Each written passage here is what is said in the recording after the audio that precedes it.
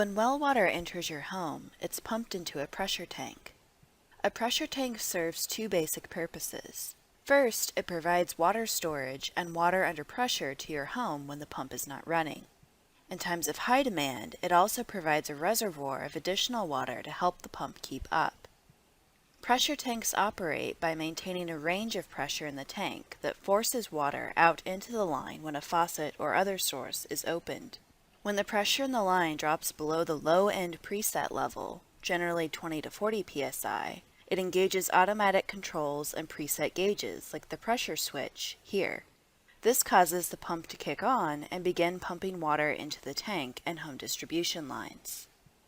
The pump continues running until the usage stops, and/or the pressure in the line reaches the preset high-end level, generally 40 to 60 psi.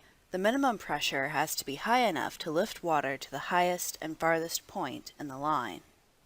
The original pressure tank was a single tank of pressurized air that could have water pumped into it. Because air compresses but water doesn't, pumping water into a pressurized air tank compresses the air even further. The compressed air creates the pressure needed to push the water throughout your home. Many of these tanks are still in use today. However, over time, the air can dissolve into the water, lowering the air pressure in the tank and reducing the amount of air in the tank. When this happens, the tank is effectively waterlogged, and more air has to be added to keep the tank functioning properly, thus requiring more maintenance. When your tank is waterlogged, the reduced amount of air means that using water from the tank will quickly lower the pressure in the tank so that the pump will kick on to repressurize it. With less air in the tank, your pump cycles on and off much more often, which both wastes energy and is hard on the pump. Because of this issue, these tanks are rarely installed anymore. To help deal with the waterlogging problem and to help the tank maintain its air for a longer period of time, a wafer or float can be installed in a standard air tank. This separates the water and air with a flexible barrier that keeps them in their own compartments. The advantage is that the tank operates more efficiently and will require less maintenance. Today, most new pressure tanks are bladder tanks. As the name implies, a bladder tank contains a flexible bladder that permanently separates the air and water.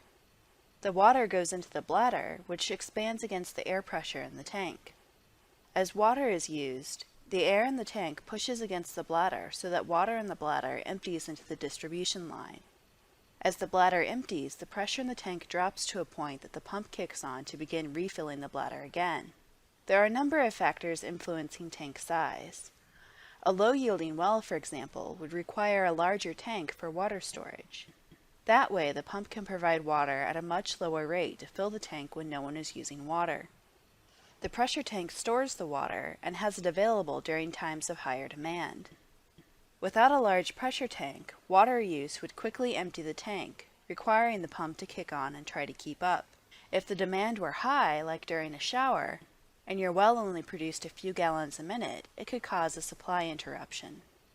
If well yield isn't a concern, then it might be possible to use a variable speed pumping system and controller to help maintain water pressure. The pump maintains the pressure in the system and changes speeds to match the changing pressure requirements.